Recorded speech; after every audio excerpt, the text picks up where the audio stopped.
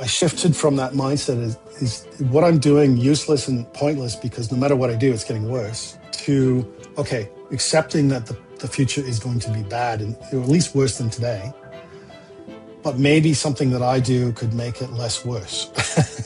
So I like to call myself an optimistic pessimist, which is a little tongue-in-cheek, of course, but it really encapsulates my view of the world, is that I've accepted that things are going down the toilet, but perhaps not as quickly if we do some things. Like, again, these counterfactuals, if we do this versus that, what does the model say will come? There's no question that we're going to continue our temperature rises. We're not going to stop it. But, 1 degree or 1.5 degrees is much better than 3 or 4. They're both bad, but 3 to 4 is much worse. And so I'm focusing on the 1 and 1.5 as opposed to the 3. 1.5 is probably already a foregone conclusion. So now we're talking 2 versus 5. I don't want a world of 5, and I don't think anyone would. That's a catastrophe. Can we live with 2? Yeah, things will change and overall things will be degraded, but it's much more manageable. Today's guest is Corey Bradshaw, an ecologist, conservation scientist, and mathematical modeler whose work looks directly at biodiversity loss, extinction, climate change, and the human pressures reshaping the living world. This is a sobering but deeply important conversation about where we really are ecologically and how to stay clear-eyed without collapsing into despair. As always, if you're new to the initiation, I recommend beginning with the first 9 episodes, which lay the groundwork for the larger story of breakdown, breakthrough, and an initiation that this podcast explores. With this, I give you Corey Bradshaw.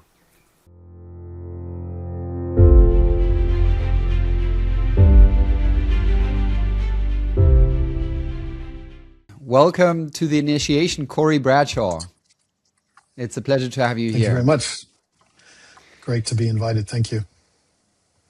Yeah, it's a real pleasure to have you here today. I've been following your work for some time. And one of the features of your life that I found very curious is that you grew up with a trapper father, as far as I understand. And I was wondering how that experience informed your work today. Yeah, that's a good question, and I've thought about that a lot during my life.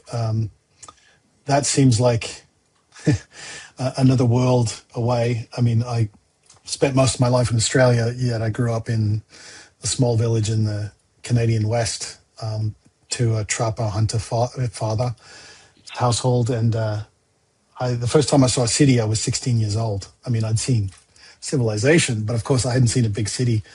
And I spent most of my time in the bush, with Dad. It was a very consumptive upbringing. So we exploited things. We ate everything that we hunted. That was my primary food stuff when I was a kid was bear meat.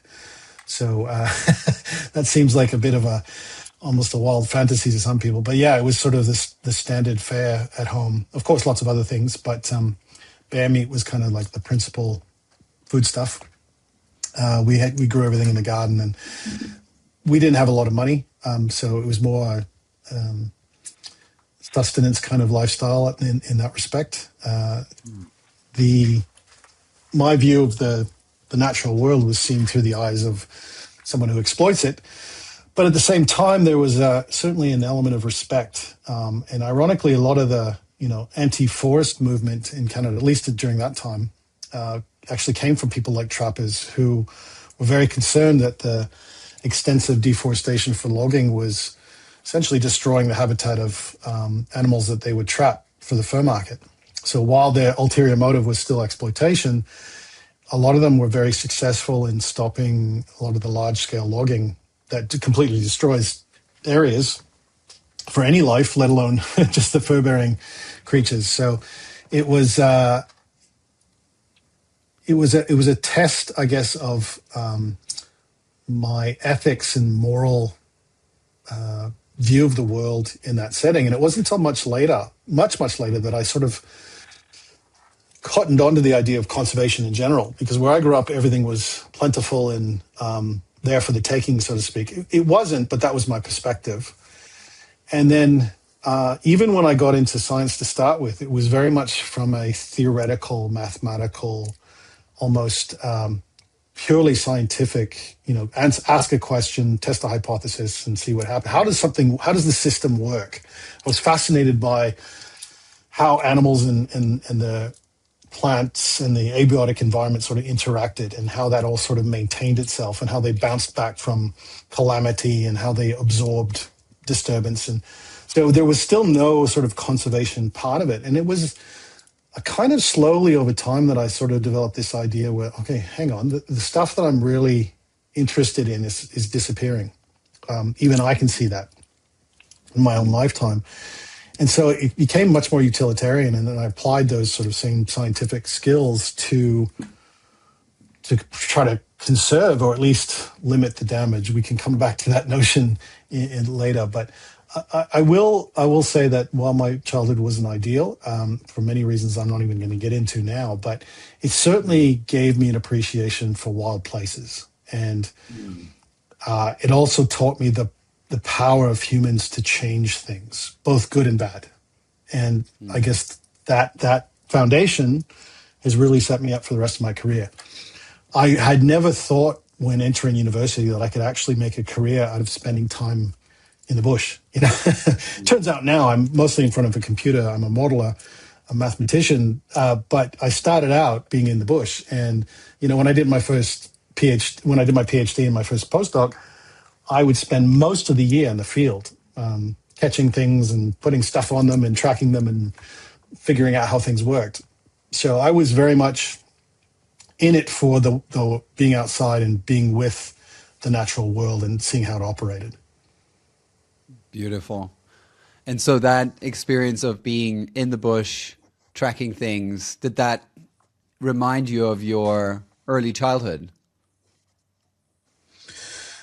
Yeah, but it also gave me a bit of autonomy, and instead of hunting them to kill them, I was hunting them to find out more about them. So while the process is, to work in the bush and to make a living out of it, and that was another thing about the trapping aspect and the hunting. It's very subsistence, and you're not making money, and it's hard work because animals are smart and they don't want to die. So you had to understand the animal intrinsically in a way, and that only came through experience. And you can use a lot of the same principles to understand the natural or the life history of a species that you're studying. So similar techniques, and it's hard work, and it's shitty weather and lack of food and hard physical exertion and failure upon failure upon failure, and eventually you get some data that you can use, and you spilt blood and tears to get them. And in a way that was kind of similar to the, you go through, most hunts ended up in failure, of course. It's a life, yeah. It's a long sort of even prehistoric fact that when you go hunting for something, you're not always successful. In fact, you're mostly unsuccessful. And it's similar in the science game, I think, when you're studying ecological systems. Mm. Now, you mentioned you're now a modeler, mathematician, and you use math to sort of predict ecosystems. What does that actually mean for someone who's non-scientific?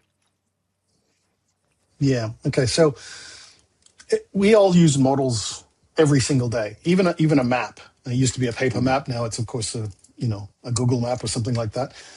There's many other types. I don't want to single out Google at all, but it's a representation of the real world.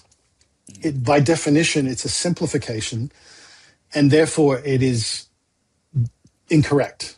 So because a map is just a symbol of the real world, and it's necessarily simplified. You can't see, for example, all of the topographic features, and you can't sort of process all the different impediments to viewing or how you might go from A to B.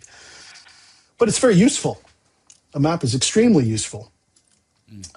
Just like a mathematical model can be useful, it's also necessarily wrong. In fact, one of my favorite quotes is from George Box, who was a late biostatistician who said, all models are wrong, some are useful.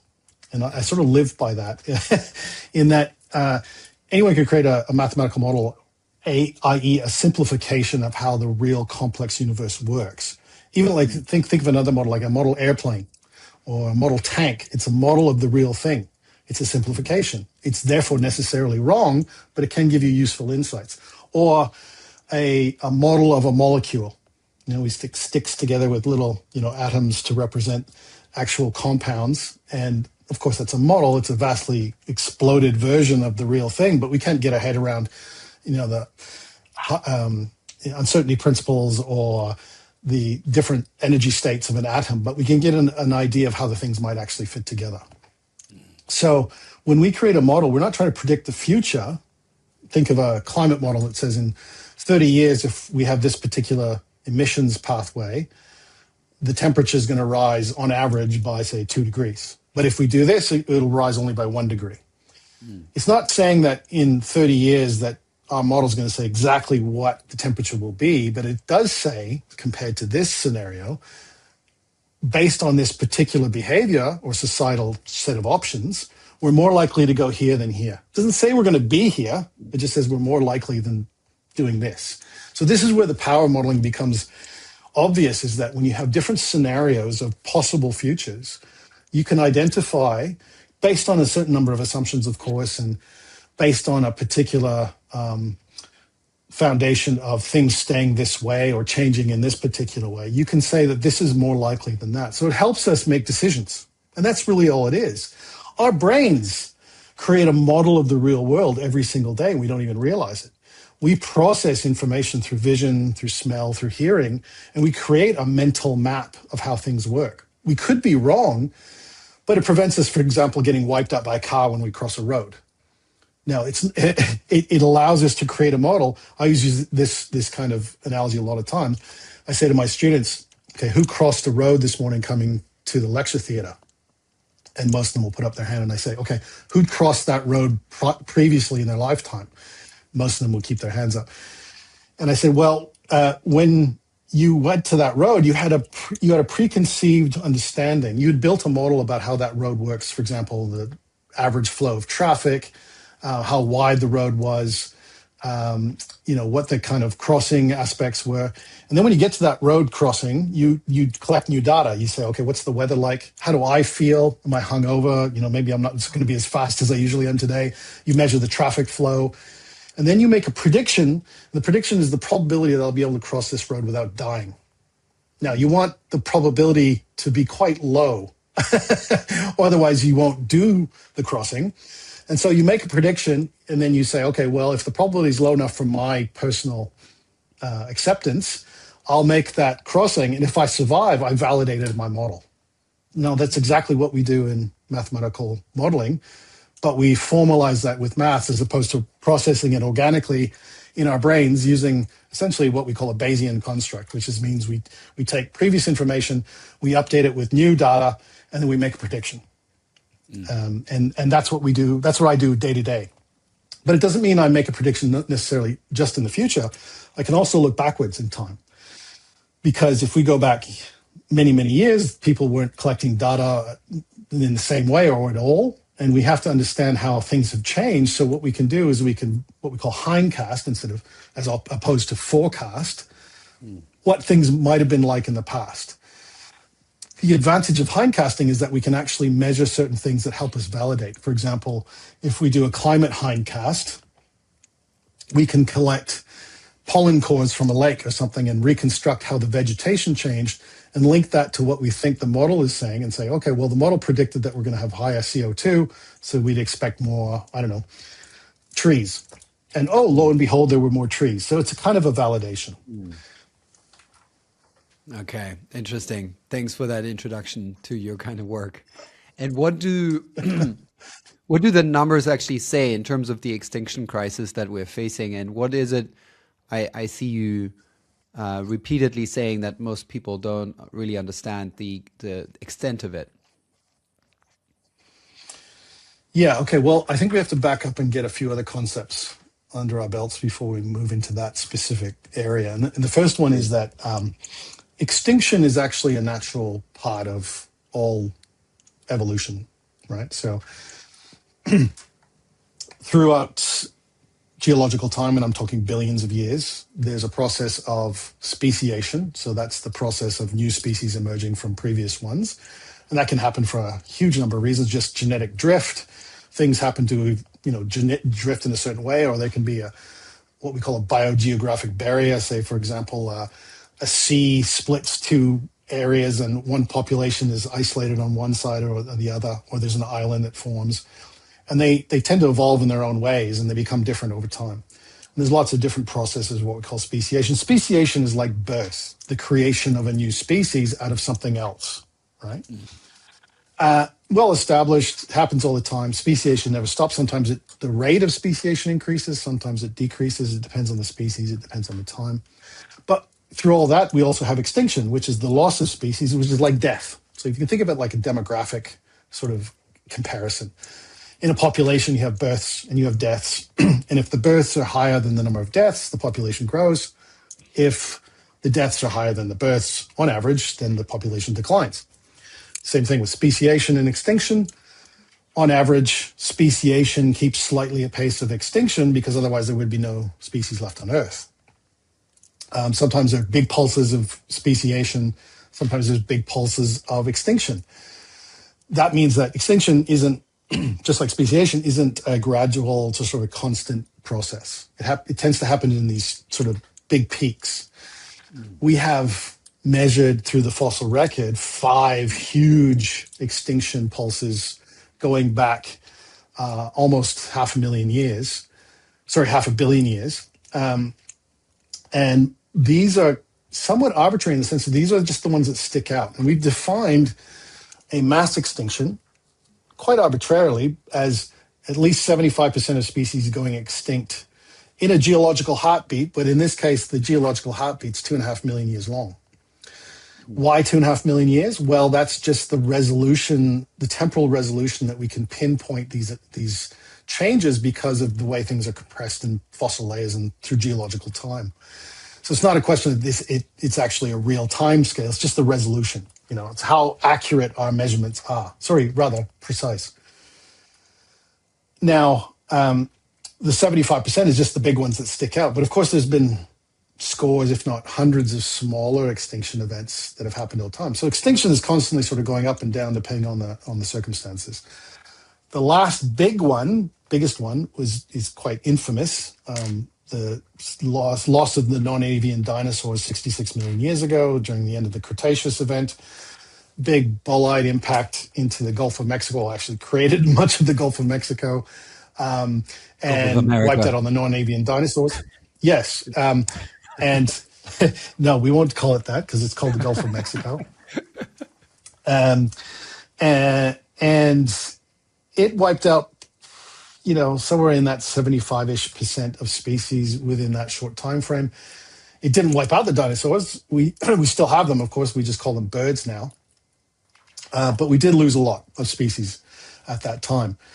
And things, of course, speciation occurred and we had replacement. We lost the big non-avian dinosaurs forever. And that's what happens is that, the average species lifespan is somewhere between 1 and 10 million years if you go back that far. Depends on how you calculate it. So that's why it's so wide.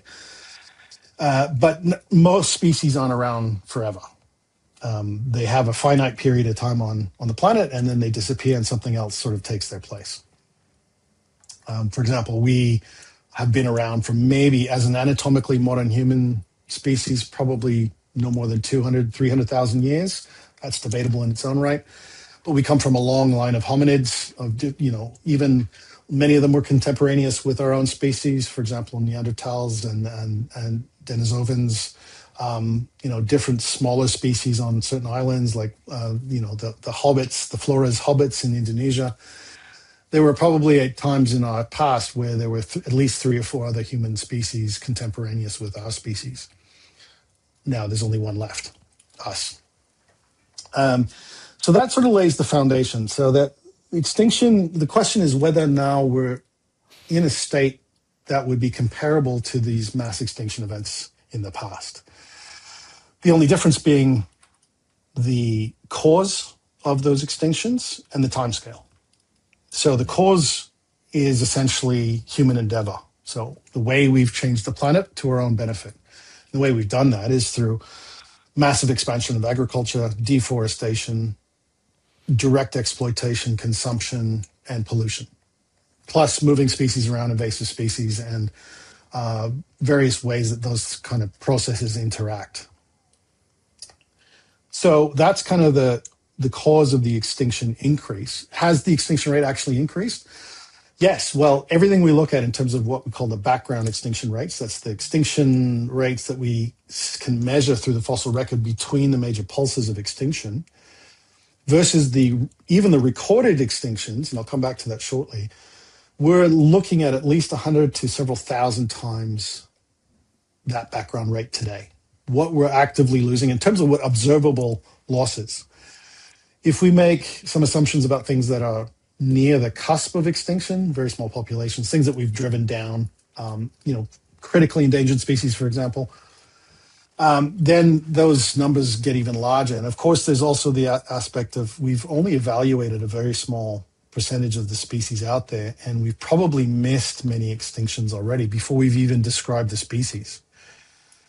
So even factoring, not factoring the missing component, we're still several thousands times the background extinction rate. So have we lost 75% of species that were here prior to, well, take your time frame, let's say the onset of the agricultural revolution in human history going back 12,000 years-ish. We could say the start of the Industrial Revolution or whatever. It doesn't matter the time frame, but have we lost 75% of species between that time, whatever your start point is, and today? No, we haven't. If the extinction rates that we're observing today continue, we could. The problem herein is that we might never ever be able to tell. And that means we might not be able to measure that we've lost that number of species simply because the rate at which we discover and describe species taxonomically, at some point, because we're not even close to discovering all species on the planet, those two sort of lines cross over, and we might cross the extinction part before we describe all the species left, meaning that we could never actually ascertain a loss of 75% species, even though it happened. What's the time frame we're talking? Well, it's huge. It's anywhere from several millennia to hundreds of millennia. In fact, we do have some precedents. For example, the Permian extinction, the largest mass extinction in the past, 95% plus of species went extinct about 250 million years ago. That probably unfolded in about 200,000 to 300,000 years, right? So it does have a precedent. So could we be in a mass extinction? Most definitely. Will we ever be able to tell? It's probably a 50-50 chance. And will we be around to witness it? No. Our offspring's ancestors will be able to tell us that, maybe. So that's kind of in some ways, it's a bit of a misdirection in the sense that, 75% loss of anything is going to be catastrophic no matter which way you slice it.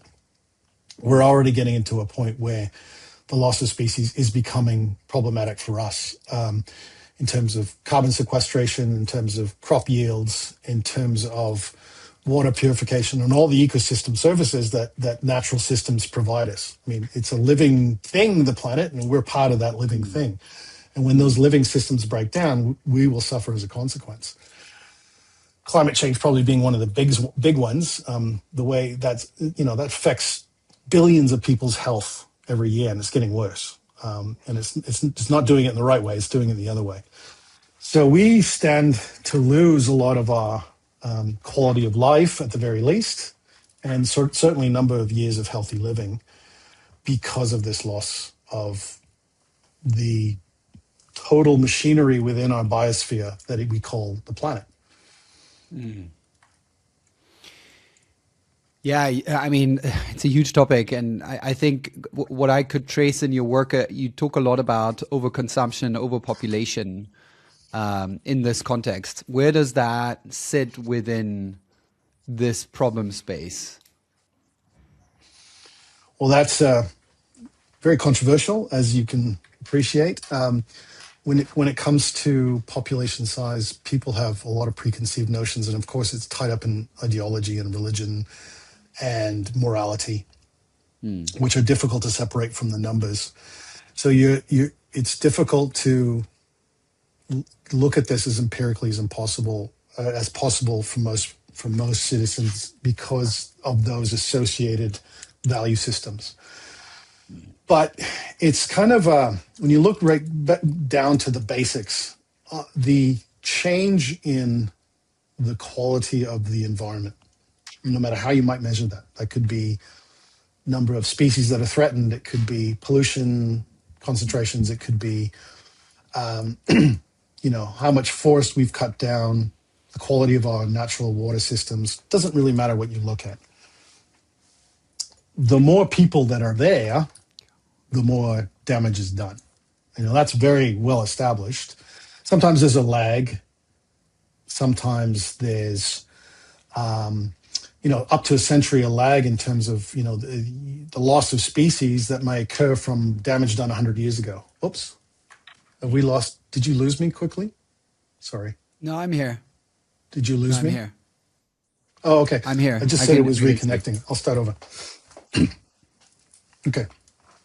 I was just saying, sometimes there can be a lag in how people change systems, so the increase in the population and the consumption that goes along with it won't be measurable in the natural environment in terms of, let's say, the number of extinctions for up to a century in the future. So it can be a huge time gap. But no matter where you look, the number of people, and of course, the consumption is a huge part of that equation. And people say, well, it's all consumption and population has nothing to do with it. Well, that's kind of like arguing that the length of a rectangle accounts for the entire area of the rectangle. The width has nothing to do with it. But of course, the area of the rectangle is the product of the length times the width. So you can never separate population from consumption. By virtue of being alive, you consume.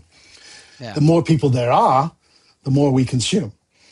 Yeah. And people often say, well, if we just made different decisions, well, that might be the case, but at some point that becomes a self-fulfilling prophecy. For example, if you go back to the late 60s and measure our per capita change in consumption, the total energy that we use per person on average globally, it's continuing to rise at about, I think, 1.5 gigajoules per person per year. And that is contemporaneous with the rise in population. So not only are there more of us, but on average, each of us is consuming more. So, of course, the product of those two is exponential rates of increase in consumption. Yeah. Now, there's also the concept I like to get to talk about is, if we were just more efficient, if we were just better at making decisions, well, that's not unfortunately how the human mind works. It's encapsulated very nicely in what we call the Jevons paradox. And the Jevons paradox, it goes something like this. If you make a process more efficient, how you mine materials out of the ground, how you extract water, how you extract oil, how you grow food, and you lessen the damage per unit effort, let's say, for any one of these particular processes, the paradox here is that we expect that we do less damage. But what in fact happens is that we increase our damage. And this is the paradox. The reason we do that is because we increase our efficiency. We therefore think, we can do more exploitation and make more money or make more food or whatever. So in fact, increasing efficiency actually worsens our state. And this is beautifully encapsulated by the fallacy of the Kuznets curve. Now, the Kuznets curve is an economics principle. It's essentially, although not usually stated, the underlying foundation of most of capitalism. And it goes something like this. As an economy is in its nascent state, it's just developing, it tends to do a lot of damage to its natural systems. Open pit mining and cutting down all the forests, and it's sort of like taking the lowest hanging fruit in terms of its resource exploitation. Creates a lot of pollution in the process. So for every increment in increasing wealth, it creates more damage. And then up to some sort of magical threshold where you have more wealth so you can have access to cleaner and more efficient technologies. You have a more educated society, so you make better decisions. and you have better policies and legislative frameworks for reducing the politician, making companies accountable for their pollution and so on and so forth, then as your wealth increases, your per capita, your damage goes down. Well, unfortunately, that's utter bullshit. There's no evidence whatsoever for the Kuznets curve operating in environmental space. Is because of the Jevons paradox. Essentially, the more efficient we get, the more we exploit. And everything we look at demonstrates that the more wealth we accumulate, the more damage we do. We might source it to other countries. They can do the damage over there. We just outsource all of that pollution to somewhere else. But globally, the net is always an increase. Yeah. And so human endeavor and population and consumption, in summary, are intrinsically related, cannot be separated, and it's the product of the two that happens. So if one goes up, necessarily the other one does too. Now, we've just recently done some work looking at various measures of environmental damage at a global scale. So we look at, the temperature anomaly, so the rate of climate change. We looked at the total consumption of renewable resources measured by the global footprint, and various other metrics. And the predictive capacity of our models are weighted towards population even more than consumption. In other words, increasing population size explains more of that environmental change than consumption itself, even though both are increasing. It's kind of a little bit of an esoteric relationship anyway, because I said you can't really separate them. People like to know it's all consumption's fault. If we just fix consumption, it'll be okay. Or other people go, it's all population's fault. If we just fix population, it would be okay. We could consume at this level. You can't do either. You have to do both. So I always argue that it's almost a necessary truth that more people means more damage, and it will always be the case, to the point where our own standards of living are already and will continue to decline. Most people probably listening to this might say, well, my standard of living hasn't declined. Well, you're one of the very few fortunate people in the world, because you are probably of the wealthy minority that is buffered to some extent by these calamities happening to low-income countries and the poor all over the world as we speak, and have been for decades. So there's this disassociation with the haves and the have-nots, and by virtue of having lots of wealth, you do buffer yourself from the inevitable here. But there's no question the future will be shitty. My goal is to make it less shitty. That's what gets me out of bed in the morning. I've sort of abandoned, and most of my colleagues have abandoned any hope of a better future, but we can hopefully make it less shitty. Yeah, that brings me to my next question. With all that work that you're engaged in, what is your personal frame of mind with regards where we're going, and how do you personally stay motivated? Well, I've struggled, and I'm certainly not unique in that respect. Many people in my discipline are hugely exasperated at the very least, or are clinically depressed. And I'm not ashamed to admit I became quite depressed about 10 years ago, and was diagnosed with clinical depression. And it wasn't entirely because of what I do, but it was a good part from what I do. It's because we're in a consistent state of PTSD. We're getting bad news in everything we do. No matter what we look at, it's always bad news. It's a little bit like the paramedic going out in the ambulance and seeing mangled bodies every day. That, people get PTSD, or the soldier in the field seeing death and destruction. It affects you psychologically. Some people can move through that, and other people are deeply affected. And I certainly was. And I'm like many people in the depression pathway, they deny it for a long time because for some reason you think it's a source of weakness. And I just read a statistic the other day that said that 1.2 billion people are estimated to be dealing with mental health issues globally, which incidentally was the population of the planet in the 1830s. It's a huge issue and is growing. And part of it is our existential crisis that we're going through. And people might not see the the direct relationship, but it is driven a lot by that. Certainly the younger generations who don't see a lot of future for themselves. For example, my daughter's generation, and COVID was a wake-up call for a lot of that generation, especially the adolescents going through it at that time. But I digress. Eventually, with treatment and a little bit of medication to get me through the hard spots, and the classics to sort of reduce the impacts of poor mental health, exercise, good eating, sleep, all those great things that one should do. I did shift. I shifted from that mindset is what I'm doing useless and pointless because no matter what I do, it's getting worse, to, okay, accepting that the future is going to be bad and or at least worse than today, but maybe something that I do could make it less worse. So I like to call myself an optimistic pessimist, which is a little tongue-in-cheek, of course, but it really encapsulates my view of the world, is that I've accepted that things are going down the toilet, but perhaps not as quickly if we do some things. Like, again, these counterfactuals, if we do this versus that, what does the model say will come? There's no question that we're going to continue our temperature rises. We're not going to stop it. But, 1 degree or 1.5 degrees is much better than 3 or 4. They're both bad, but 3 to 4 is much worse. And so I'm focusing on the 1 and 1.5 as opposed to the 3. 1.5 is probably already a foregone conclusion. So now we're talking 2 versus 5. I don't want a world of 5, and I don't think anyone would. That's a catastrophe.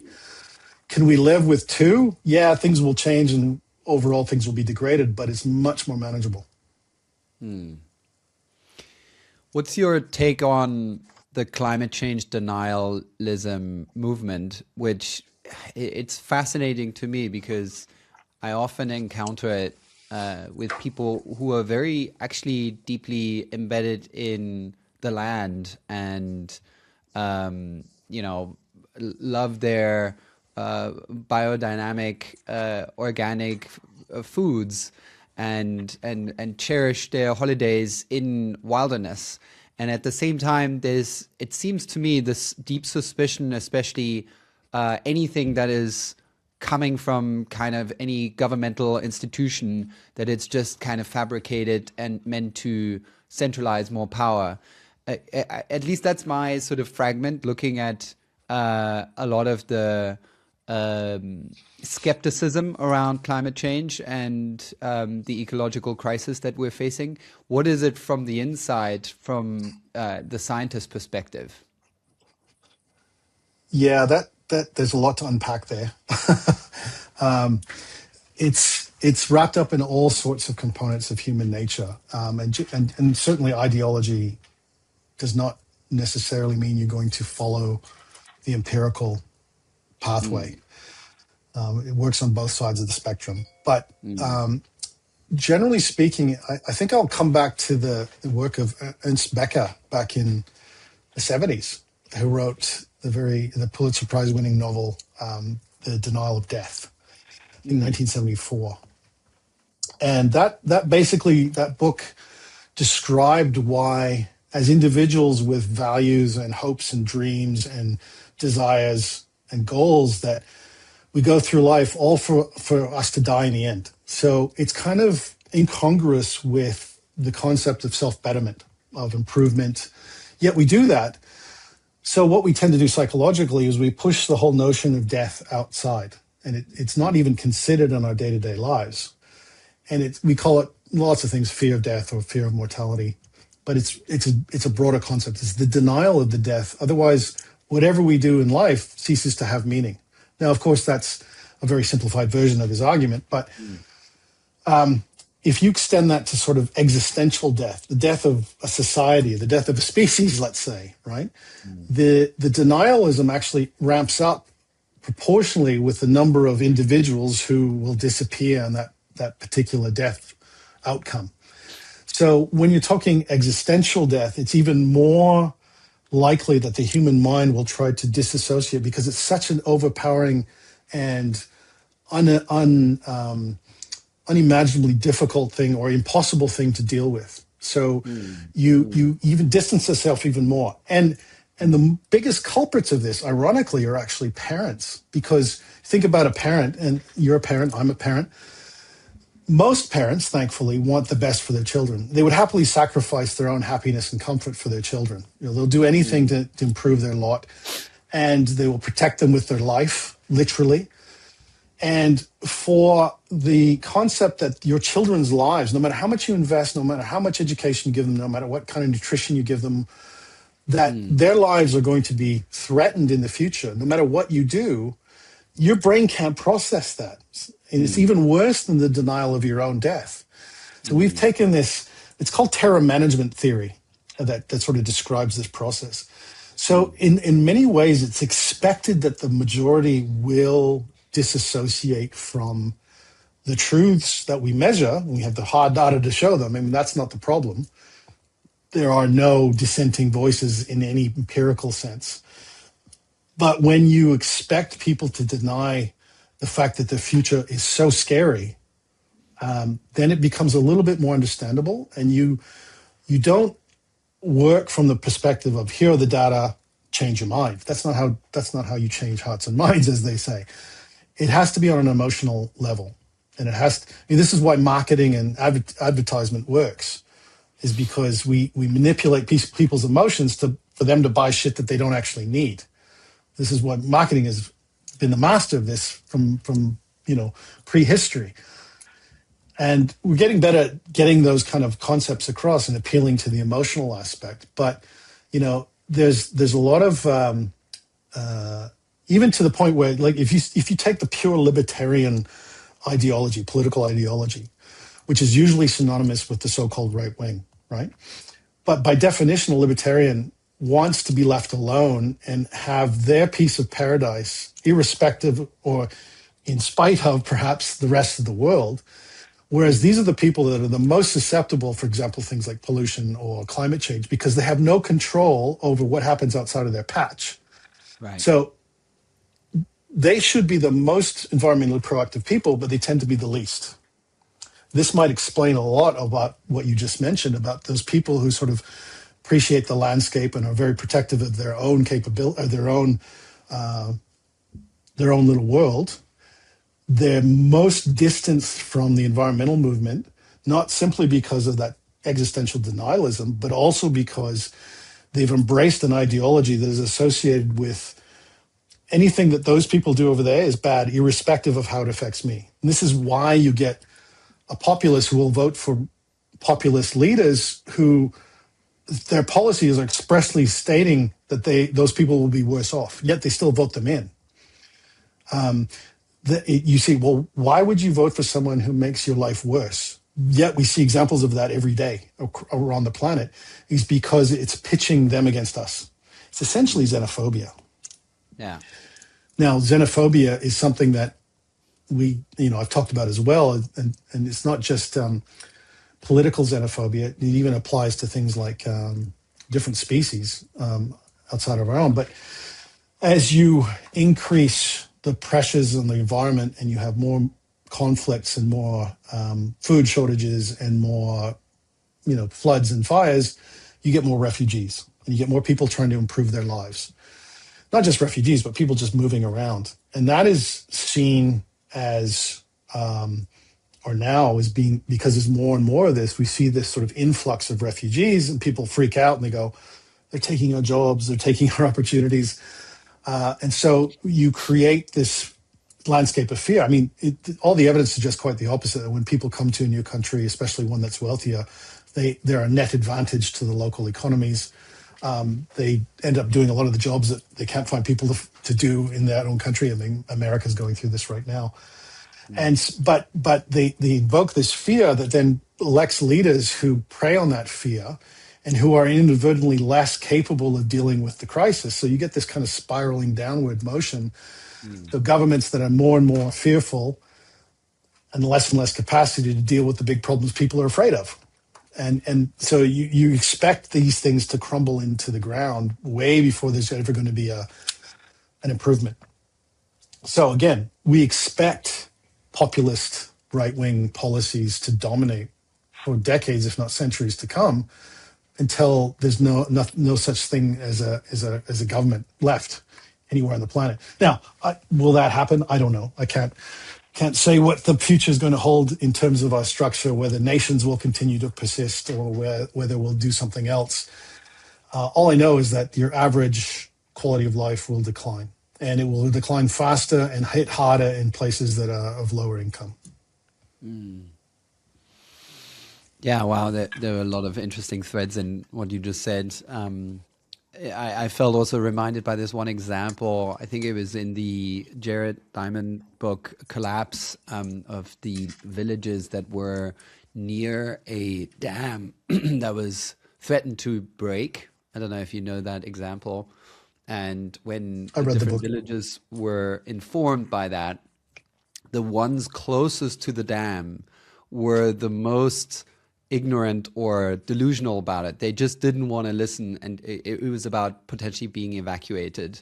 And the ones that are further away were more open to the possibility that this could actually happen. So just to your point, in terms of the more urgent, the more near the threat of extinction is, the more you want to blind it out as a human being. Yeah, it's like the 3-year-old. It's like, don't touch the hot stovetop because you'll burn Yeah. yourself and it'll be painful.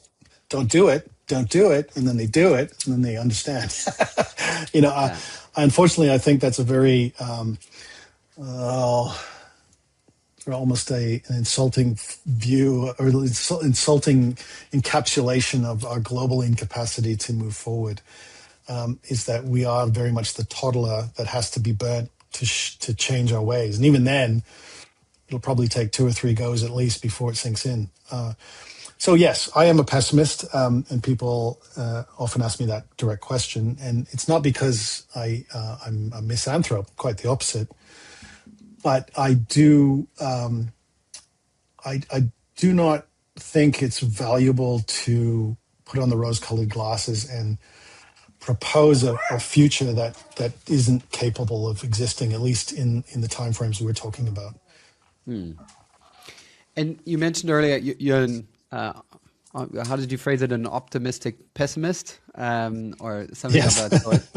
And you are fighting for a world that is maybe 2 degrees hotter and not 5 degrees hotter. And in something that you said earlier, is that correct? Like, did you? Oh Do no, you yeah. want I to mean, add I any? wouldn't necessarily use the word fight, because you're going to be disappointed when you start fighting everyone. But Sure. if what I do can change a few policies for the better, then great. I'd be happy. Yeah, and you mentioned earlier it's primarily the emotional dimension that changes people's hearts and minds. And if you look back on climate environmentalist movements over the course of the last 10, 15 years, what do you think has worked and what hasn't worked, and where should we be going next?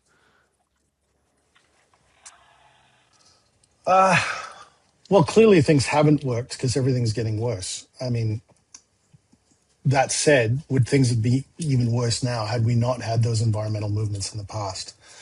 Probably. So there's probably some benefit to that. But we're not changing how our economy is structured. We're not changing business practices. We're not changing democracies.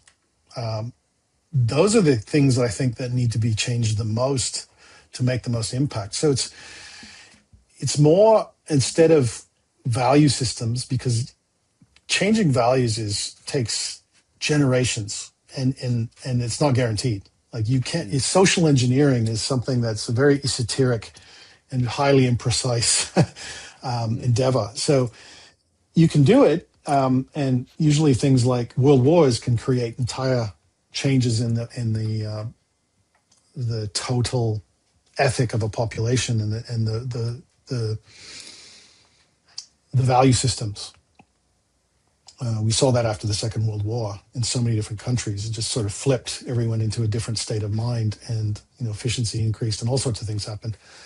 Not saying necessarily for the better, but it switched overnight what usually can take generations. We accept the fact that smoking is socially, well, it's bad for your health. It's socially unacceptable. And in many countries, it's vastly reduced to what it was even 10 years ago. It's certainly not eradicated, but we managed to do that through very long and dedicated and hard, painstaking work, because essentially it was more expensive to societies to keep the smoking at the same levels that they were before. So it can be done, but I think it's more along the lines of changing. So, people often ask me if I were king for a day and I could change how the world works, what would I do? Well, the first one would be I would abolish the stock exchange. I think the divorce of human or ethical decision making from human endeavor has been one of our biggest detriments to society, is because it doesn't matter what the ethics of the individual are when you're motivated by 17 different removed steps from the decisions company A is making to my bottom line in the little number that pops up in my bank account. There's no way of marrying those two, because you've outsourced the decision making essentially. Now, that's probably harder said than done. Every economy on the planet is ultimately linked to incorporation and public control. Probably an easier one, which would be potentially as beneficial, would be to abolish any form of political donation. Because when you have decision-making done for a small sector of society, and that small sector is usually the wealthiest with the most power to employ people to lobby on their behalf, then you don't get collective decision-making for the majority. So I would argue that there isn't a single democracy on the planet. There are shades of plutocracy. Some are worse than others. But if we had some semblance of true democracy where lobbying and basically money controlling the decision-making didn't happen, and it is possible. I mean, my own state in South Australia, has recently proposed an abolishing of all political donations. I think this is at the state level. And it's a bit of an experiment. People say it can't work, and we'll see how that happens. But it's one of the first governments I've ever heard of who seriously considered this. And I think then you're starting to see the influence, and it sounds a little bit like a broken record, the left-wing greenie saying, the corporations and the lobbyists are doing all the damage. It's one part of the equation, but if we could make better collective decisions for the majority of society in our elected representatives, I think we would go a long way to fixing some of these broken legislative policies or legislative frameworks that allow things like deforestation to occur when you have clear anti-clearing laws, or you have people paying, taking politicians out to dinner and wooing them to make decisions in their favor. No one's going to benefit from that except for the very few people that have that particular economic agenda. But again, these are probably pipe dreams. So what else can one do? Well, buy up lots of land and prevent people from developing it. If you've got money, go for your life. Do that. You're probably going to save more species than me. Right. And in terms of the larger trajectory of our species, with everything that you've said or that you've studied, that, often in the debate I find there's this underlying assumption that we can turn the corner. We just need to be more activists and change the systems as best as we can, and yet the track record isn't very positive that any of that really yields substantial success, let's say in the last decades. Do you think it requires a larger crisis, a bigger amount of breakdown for us? You mentioned Second World War, which is a substantial amount of breakdown. Does it require that for us to really change our ways? I think regardless of what we decide or how enlightened we become, that's inevitable. It's whether we decide to make those changes or it's forced upon us. That's really the question. I think now the feedback from environmental forcing is going to be such that it's decided for us. So instead of re-establishing our economic systems out of choice, I think it will crash and it will have to be built from the ground up. Whether we build it in a better way is another question. So yes, I do think calamity is unfortunate, but it doesn't mean that human society is going to disappear, or it doesn't necessarily mean that we're going to go extinct anytime soon. I mean, yes, ultimately all species go extinct, but we could be talking millions of years from now. So out of our capacity to envisage that, it's not even worth talking about. We're actually very hard to kill. I've even done demographic modeling of humans, and even putting in nuclear exchanges where billions of people die, or massive diseases where you combine COVID and Ebola and swine flu and everything else, and billions of people die. You still have lots of us left. We have this demographic momentum because we're just so many. So we're not going to go extinct anytime soon. But our lifestyles will just start to decline. I mean, we've artificially increased our carrying capacity through the exploitation of fossil fuels. We've moved food from where it can't be grown to where it can. We built houses in places where people couldn't otherwise live. We have other sorts of technologies that make sucking things out of the ground resources more efficient, or creating more crops where they wouldn't be allowed. We wouldn't have the natural capacity to grow as much food as we needed for that population, so on and so on and so forth. So technology, through the exploitation of fossil fuels, has allowed us to exceed our carrying capacity, which is the number of individuals any one environment can support in the long term. And that is starting to feed back onto us. So we cannot think of a way out of the hole, because even if you were to be sort of, and these are mind experiments only, if suddenly half of the world's population disappeared, sort of the Avengers, what was his name? The the baddie in the Avengers, Thanos, snapped his fingers and half the people disappeared. Yeah. Well, anyway, popular culture. That would do not very much from a sustainable perspective. And that kind of shocks people. If half of everyone at random sort of disappeared, there'd be little effect on the long-term outcomes of most species on the planet today. Certainly very little change in climate, the rocketing climate change. So, and that is because so much of the climate change is baked in, or because even the half that would remain would have such a big impact on the biosphere still? Well, both. You look at COVID, and we essentially shut down the global economy for almost 2 years, and there's almost no noticeable dip in the carbon emissions. There was a slight little blip, but it's still going up. We saw absolutely no change to our climate trajectories. So there's nothing, even that level. I mean, 15 million people died in 2020 and 21 from COVID. It's the 7th largest mortality event in human history. But it was just a cold, right? Anyway, but that had almost zero effect. That's 15 million people. If you had a world war where the same proportion of people that died in the First and Second World War, about 5% of the, so you're looking at 500 million people dying in the Third World War for around the same period, you would slightly decrease the trajectory from, say, a mean of about 12 billion by the end of the century to about 11.5. We're not going anywhere fast. Okay. What is it in your research that has surprised even you?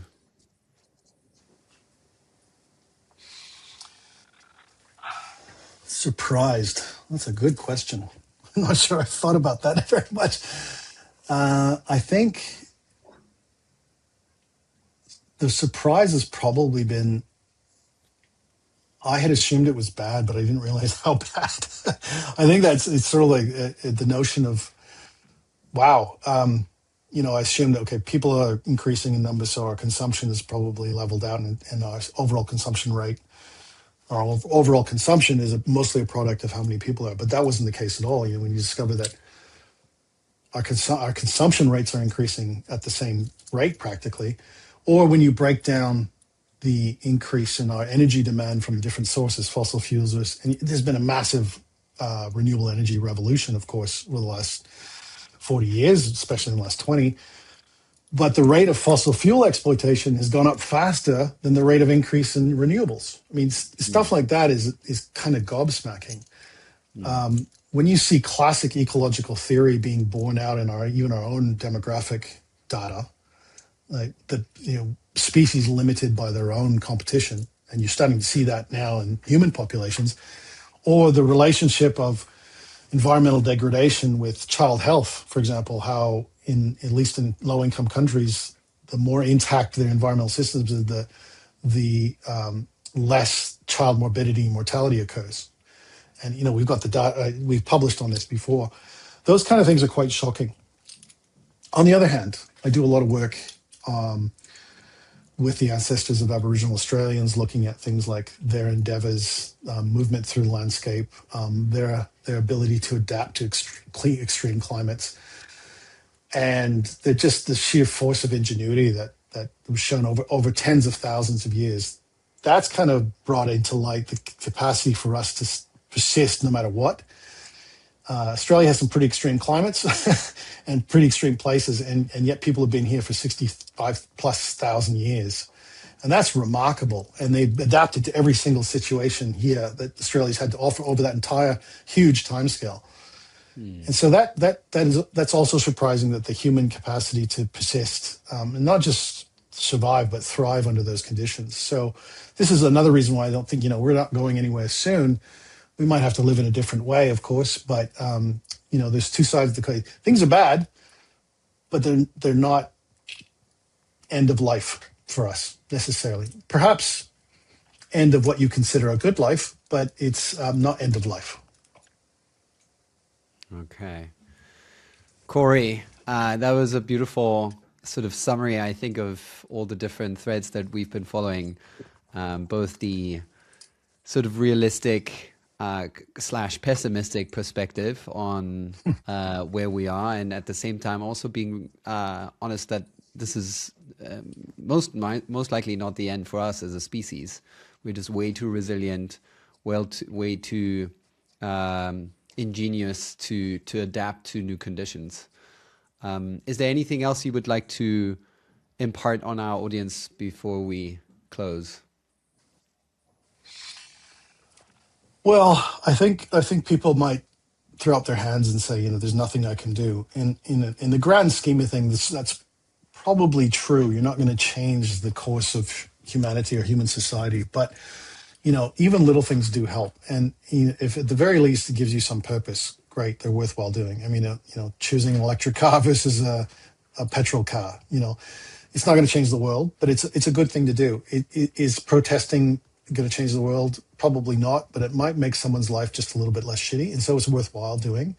And so all those things that you can do, I mean, work's been done showing that the biggest impact you can have as an individual in a high-income nation, recycling, eating plant-based foods only, hanging your laundry out to dry in the clothesline as opposed to putting in the tumble dryer.